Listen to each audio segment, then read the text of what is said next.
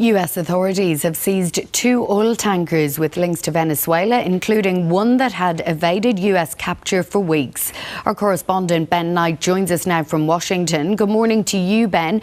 What do we know about these 2 tankers? Well, Catherine, it's alleged that these 2 tankers are part of what's called the shadow fleet, that is essentially smuggling Venezuelan oil that can't be sold under international sanctions to willing buyers around the world. And this was one of those. According to the US Coast Guard and the US authorities, it had changed its flag, it had changed its name, it actually changed its flag to a Russian flag. And in this case, it's understood that Russia had in fact deployed a submarine to protect this vessel, and that the Russian crew on board have been arrested. So, look, and one Russian politician's been quoted by Reuters as calling this an act of piracy. So tensions high on the high seas. But really what this shows, I think, is the United States is really cracking down on any hint of oil coming out of Venezuela that might not be going to the United States, since, of course, its military operation to depose the Venezuelan president. Ben, have we heard anything further from the White House about what it intends to do with that Venezuelan oil that it's seizing? Yeah, well, it's not just the oil that it's seized on these 2 tankers, and presumably there'll be others. It's also something like 30 to 50 million barrels of Venezuelan oil that is sitting there doing nothing because it can't be sold. Essentially, Venezuela has this massive stockpile of oil that is sitting there under sanctions.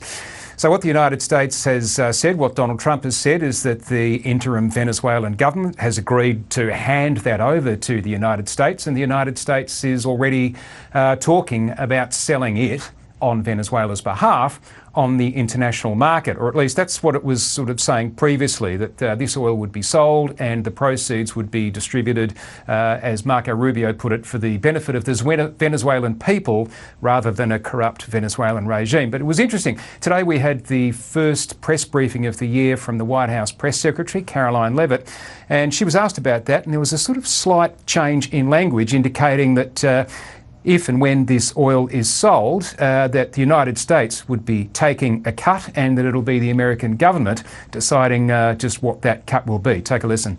All proceeds from the sale of Venezuelan crude oil and products will first settle in U.S.-controlled accounts at globally recognized banks to guarantee the legitimacy and integrity of the ultimate distribution of proceeds, and those funds will be dispersed for the benefit of the American people and the Venezuelan people at the discretion of the United States government.